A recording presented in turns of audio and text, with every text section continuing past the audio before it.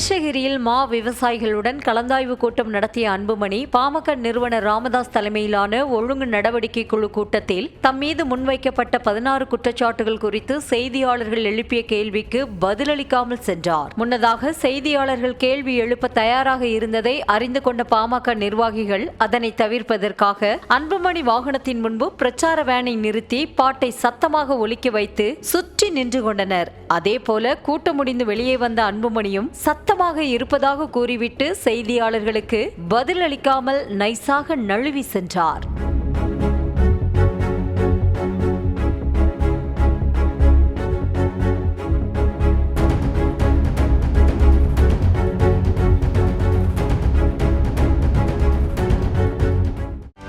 செய்திகளை உடனுக்குடனும் துல்லியமாகவும் தெரிந்து கொள்ள சப்ஸ்கிரைப் பண்ணுங்க.